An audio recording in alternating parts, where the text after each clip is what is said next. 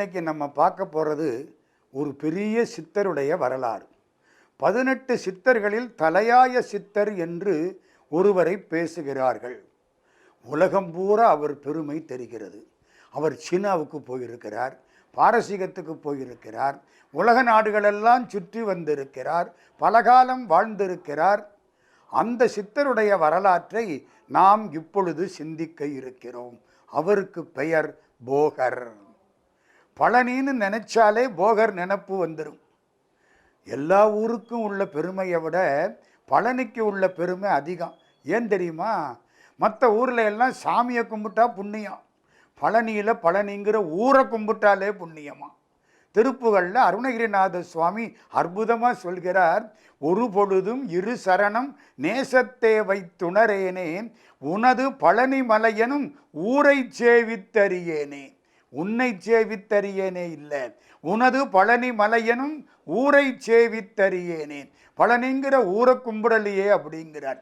அவ்வளவு சிறப்பு பெற்ற ஊர் பழனி. அதிசயம் அநேகமுற்ற பழனிமலை மீதுதித்த அடக திருவேரகத்தில் முருகோனே. திருப்புகழ் பாட்டு. அதிசயம் அநேகமுற்ற ஊராம் பழனி. என்ன சார் அதிசயம்? அந்த பழனி ஆண்டவனுடைய திருமேனி. நவபாஷாணத்தால் உருவாக்கப்பட்ட திருமேனி. 9 விஷங்களால் உருவாக்கப்பட்டு அமிர்தத்தை நமக்கு தரக்கூடிய திருமேனி. படிக்கின்றிலை பழனி திருநாமம் படிப்பவர் தாள் முடிக்கின்றிலை முருகா என்கிலை முசியாமல் இட்டு மிடிக்கின்றிலை பரமானந்தம் மேற்கொள்ள விம்மி விம்மி நடிக்கின்றிலை நெஞ்சமே தஞ்சமேது நமக்கினியே. அட, பழனியை கும்பிடுறாப்புல நடிக்க கூட இல்லையே, நீ எப்படி உருப்பட போற அப்படின்னு நெஞ்சத்தை பார்த்து அருணகிரியார் கேட்கிறார். அப்படிப்பட்ட திருத்தலம் பழனி. இந்த பழனி ஆண்டவனுடைய திருமேனியில் 2 விசேஷங்கள். ஒன்று, ராத்திரி நேரத்தில் கொஞ்சம் சந்தனம், நல்ல சுத்தமான சந்தனம் எடுத்து நெஞ்சில் சாத்துவார்கள். அன்னைக்கு ராத்திரி பூரா அந்த திருமேனியிலே அந்த சந்தனம் இருக்கும். மறுநாள் காலையில் அதை எடுத்து நமக்கு பிரசாதமாக தருவார்கள். கொஞ்சம் போல கொடுப்பாங்க. அதை வாங்கி சாப்பிட்டா வயிறு நல்ல கபகபன்னு இருக்கும். துளசி சாப்பிட்டாப்புல இருக்கும். நல்ல பசி எடுக்கும். எந்த வியாதியும் வராது. 4 இட்லி சாப்பிட்றவன் 40 இட்லி சாப்பிடுவான். நல்லா பசிக்கும். இதுக்கு பேர் ராக்கால சந்தனம்னு பேர். இது ஒரு பெரிய மருந்து. அதை விட பெரிய மருந்து என்ன தெரியுமா? ராத்திரியில் அந்த பெருமானுக்கு வேர்க்குமாம். இந்த வேர்வை பூரா அப்படியே கீழே இறங்கி அவர் ஒரு கௌபீனம் கட்டி இருப்பார், ஒரு கோவணம். ராத்திரிக்கு அது மட்டும்தான். அதில் பட்டு கீழே சொட்டுமா. அதை ஒரு பாத்திரத்தில் எடுத்து வைப்பார்கள். அதுக்கு பேர் கௌபீன தீர்த்தம்னு பேர். தீராத நோயெல்லாம் தீர்க்கக்கூடியது அந்த தீர்த்தம் என்கிறார்கள். இது அந்த சிலைக்கு உள்ள பெருமை. அந்த பெருமான் கருணைக்கு உள்ள பெருமை இருக்கே, அவன் அருளுக்குள்ள பெருமை சொல்ல முடியாது. நீங்க ஒவ்வொரு படி ஏறி மேலே போனா உங்க வாழ்க்கையில் ஒவ்வொரு படி மேலே போகலாம். உன்படியில் ஏறி உனை வாழ்த்தும் நாளெல்லாம் என் தகுதி ஏற இருகரத்தால் தூக்கி விட்டாய். அவர் படியில ஒவ்வொரு படி ஏற ஏற ஏற நம்ம வாழ்க்கையில ஒவ்வொரு படி மேலே போகலாம். இதெல்லாம் சத்தியம், உண்மை. என் சொந்த அனுபவங்கள் அதிகம். பழனி ஆண்டவனோட பேசலாம். பழனிக்கு போனால் முருகனுக்கு முன்னால் நின்று அந்த பெருமானை பார்த்து, பெருமானே இனிமே எனக்கு பிறவி கொடுத்தீன்னா நான் செவிடா பிறக்கப்படாது, குருடா பிறக்கப்படாது, அங்ககீனம் உள்ளவனா பிறக்கப்படாது, அறிவோட பிறக்கணும் அப்படின்னு கேட்ட மாதிரி, அருணகிரிநாதர் கேட்ட மாதிரி நம்மளும் கேட்க தோணும். திமிர உததி அணைய நரக ஜனன மதனில் விடுவாயேல் செவிடு குருடு வடிவு குறைவு சிறிது மிடியும் அணுகாதேன் அமரர் வடிவும் அதிக குலமும் அறிவு நிறையும் வரவேனின் அருள தருளி எனையும் மனதோடு அடிமை கொள்ளவும் வரவேணும். யாரு பாடுறா? அருணகிரிநாத சாமி பாடுறார். அவளது சிறப்பான திருத்தலம் பழனி. இந்த பழனியிலே இந்த பெருமானை கொண்டு போய் வைத்தது யார்? நவபாஷாணங்களினாலே இந்த பெருமானை உருவாக்கியது யார்? அவர்தான் போகர் என்ற சித்தர்.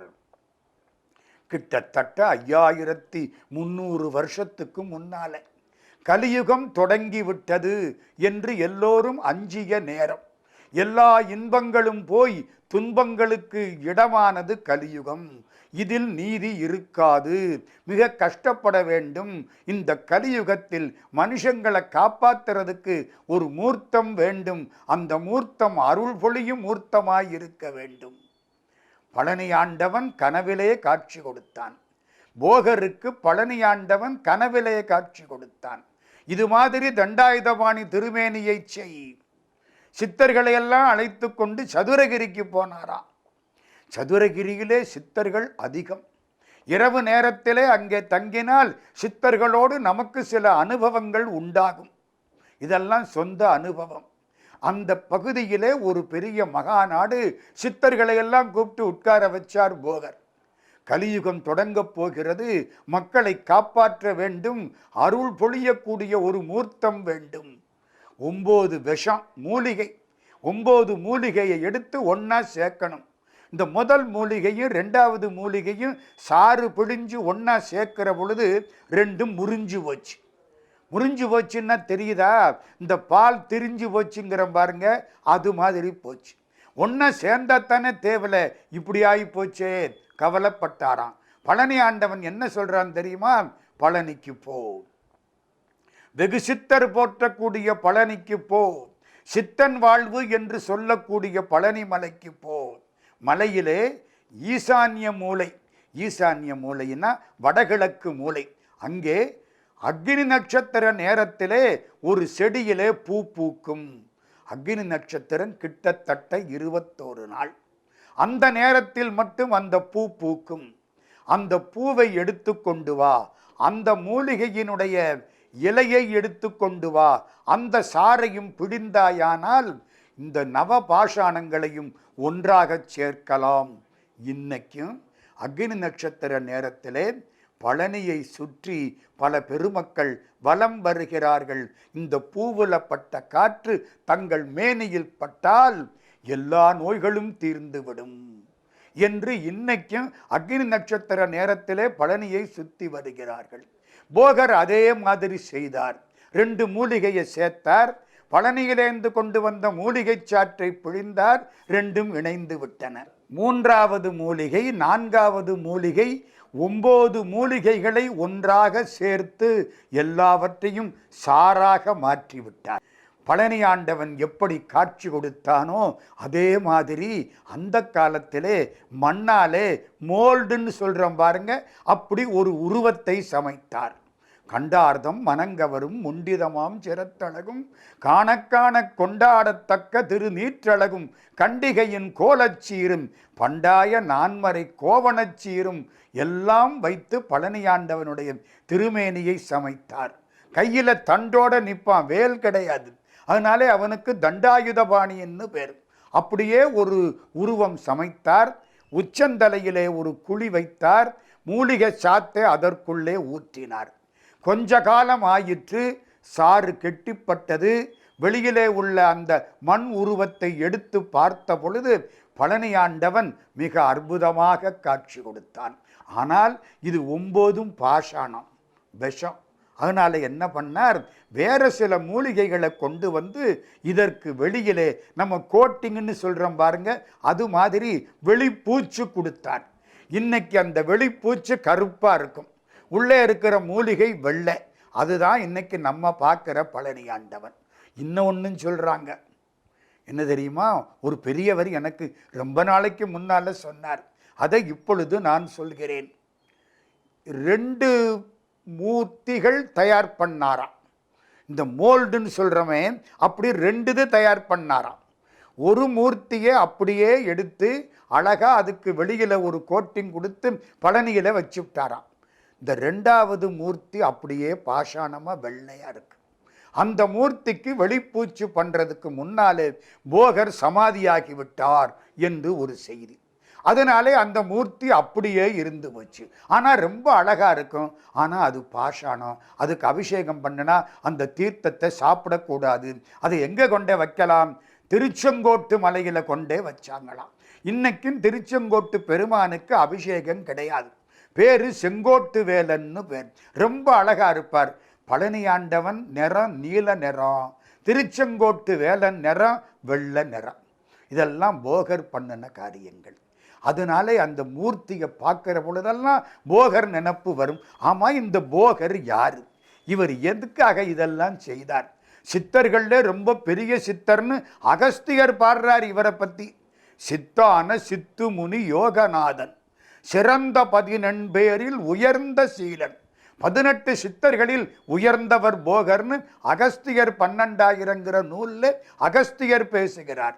சித்தான சித்து முனி போகநாதன், சிறந்த 14 பேரில் உயர்ந்த சீலன், கத்தன் எனும் காலாங்கிநாதர் சீடன். திருமூலருடைய சீடர் காலாங்கிநாதர், அவருடைய சீடர் போகர். கனமான சீனபதிக்கு உகந்த பாலன், சீனாவிலே வாழ்ந்தவன். முத்தான அதிசயங்கள் யாவையும் தான் மூதுலகில் கண்டறிந்த முதல்வன் சித்தன். நித்தமுமே மாசிலா கடவுள் தன்னை நீள் நிலத்தில் மறவாத போகர்தானே. அகஸ்தியர் 12,000ன்னு ஒரு நூல். அதிலே அகஸ்தியர் போகரை பற்றி இப்படி பேசுகிறார். போகர் எழுதின நூல்களுக்கு கணக்கே இல்லை. தமிழில் எழுதியிருக்கார், சீனத்திலே எழுதியிருக்கார். போகர் 12,000, சப்தகாண்டம் 7,000, போகர் நிகண்டு 1700, போகர் வைத்தியம் முதல் பாகம் 1000, போகர் வைத்தியம் 2வது பாகம் 700, போகர் சரக்கு வைப்பு 800, போகர் ஜனன சாகரம் 550, போகர் கற்பம் 360, போகர் உபதேசம் 150, போகர் ரணவாகடம் 100. இன்னும் நிறைய. நான் சொன்னது ஒரு பகுதி. 63 சீடர்கள் இந்த போகருக்கு. அவ்வளவு பெரிய சாம்ராஜ்யம் அவருடைய யோக சித்த சாம்ராஜ்யம்.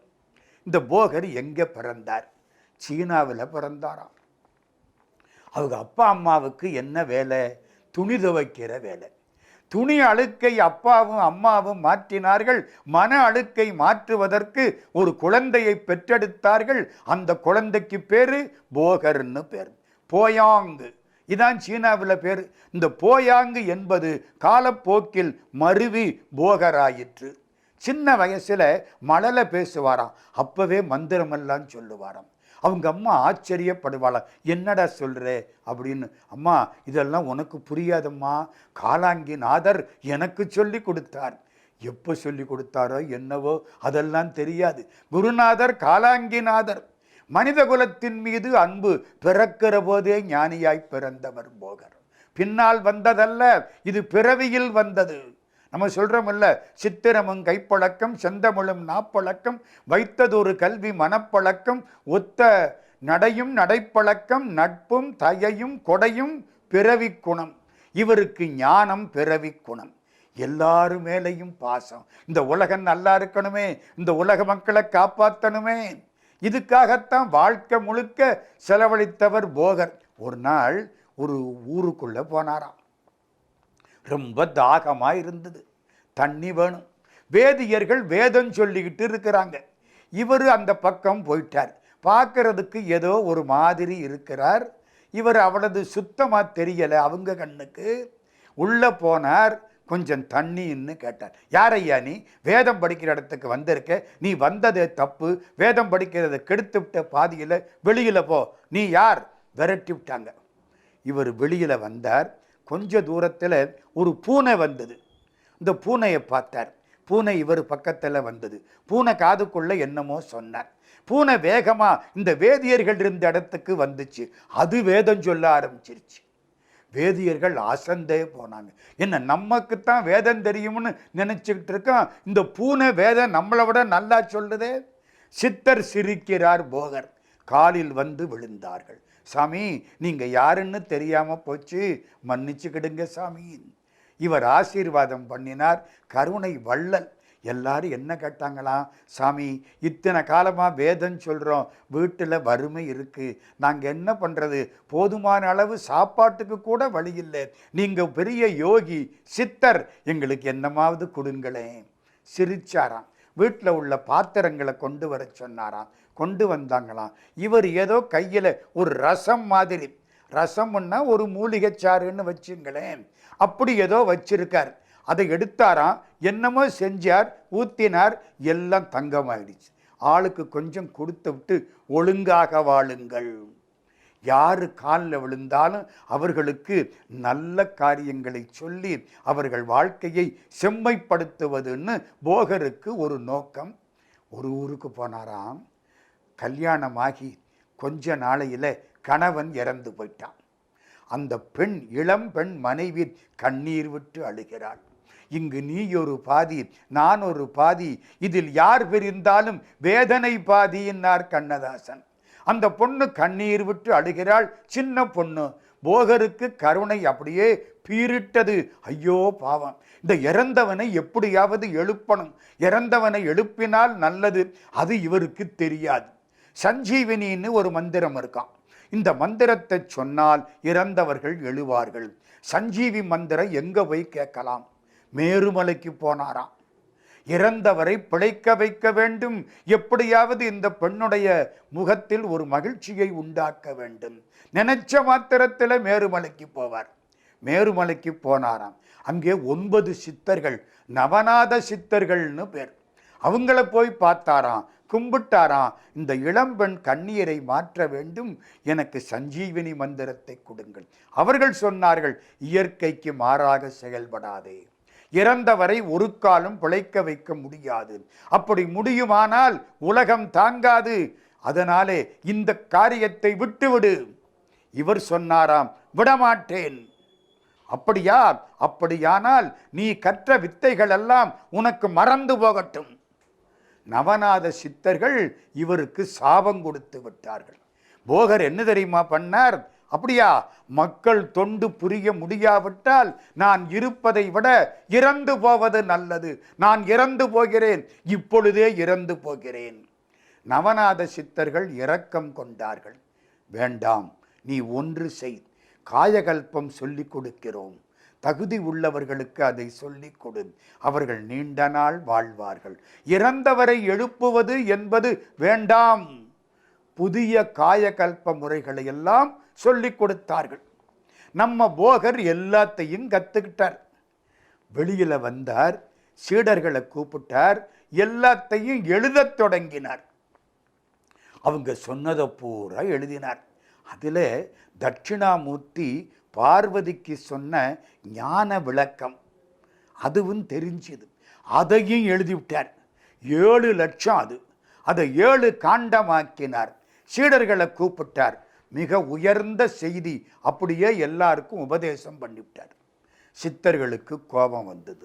தேவ ரகசியம் தட்சிணாமூர்த்தி பார்வதிக்கு சொன்னது, அதை போய் இந்த ஆளு எல்லாருக்கும் சொல்லிவிட்டாரே. கோபித்தார்கள். தேவ ரகசியத்தை மனிதனுக்கு தெரிவித்தது தவறு. சிவபெருமான் கிட்ட புகார் போயிற்று. சிவபெருமான் தட்சிணாமூர்த்தியா உட்கார்ந்து இருக்கார். கல்லாலின் புடையமர்ந்து நான்மறையார் அங்க முதல் கற்ற கேள்வி வல்லார்கள் நால்வருக்கும் வாக்கிறந்த பூரணமாய் மறைக்கப்பாலாய் எல்லாமாய் அல்லதுமாய் இருந்ததனை இருந்தபடி இருந்து காட்டி தட்சிணாமூர்த்தி உட்கார்ந்து இருக்கிறார். அவர்கிட்ட போய் சொன்னாங்களாம், நீங்கள் பார்வதிக்கு சொன்ன தேவ ரகசியத்தை, ஞான விளக்கத்தை இந்த போகர் எல்லாருக்கும் சொல்லிவிட்டார். அவர் போகரை கூப்பிட்டாராம். கூப்பிட்டு, எங்கே நீ சொன்னதையெல்லாம் எழுதி வச்சிருக்கிறியா? எழுதி வச்சிருக்கிறேன், இங்கே கொண்டா. வாங்கி படித்தாராம். ரொம்ப நல்லா இருக்கு. ஆனால் ஒன்று, இதை வெளியில் சொல்லாத, மலையில் குகையில் மறைச்சி வச்சுவிடு. போகர் சொன்னாராம், என் சிஷ்ய பிள்ளைகளுக்கெல்லாம் சொல்லிவிட்டேன். அப்படியா? அப்போ சரி, அதுதான் விதி போலும். ஆனால் ஒன்று, நல்லவர்களும் அறிந்தவர்களும் அடுத்தவர்கள் பால் கருணை காட்டக்கூடியவர்களும் மட்டுமே இதை புரிந்து கொள்வார்கள். எப்படியோ எல்லாரும் நல்லா இருக்கணும், அதுக்காகத்தான் நான் இதையெல்லாம் செய்கிறேன். போகர் ஒவ்வொரு ஊரா போறார். சீனாவில் வாழ்ந்தார், இந்தியா பக்கத்துக்கு வந்தார். திருமூலருடைய பாட்டனாருடைய சமாதிங்கிறாங்க. அதெல்லாம் ஒரு வழி. எங்கே? இமயமலையிலிருந்து வர்ற பொழுது அங்கே போறார். அவர்கிட்ட போய் சஞ்சீவி மந்திரம் கேட்டார். அவர் என்ன சொன்னார் தெரியுமா? மனுஷன் சாகாமல் இருக்க முடியாது, பிறந்தவர் இறப்பது உண்மை, மனிதர்கள் சாகாமல் இருக்க முடியாது. ஒருவேளை மனிதர்களுக்கு சாகாமையை கொடுத்து விட்டால் அவர்கள் குரங்கு புத்தி உள்ளவர்கள், உலகத்தை கெடுத்து விடுவார்கள். எத்தனை உபதேசித்தாலும் திருந்த மாட்டார்கள், விலகியிரு. போகர் யோசிக்கிறார், நான் என்ன செய்வது? பராசக்தி உமை அவள் காட்சி கொடுக்கிறாள், பழனிக்கு போ. பழனிக்கு வருகிறார். பழனியில் தண்டபாணியினுடைய உருவத்தை நிறுவுகிறார். இந்த செய்திகள் இன்னும் தொடரும். போகருடைய வாழ்க்கை சித்தர்களுக்கெல்லாம் வழிகாட்டக்கூடிய அற்புதமான உயர்ந்த வாழ்க்கையாகும்.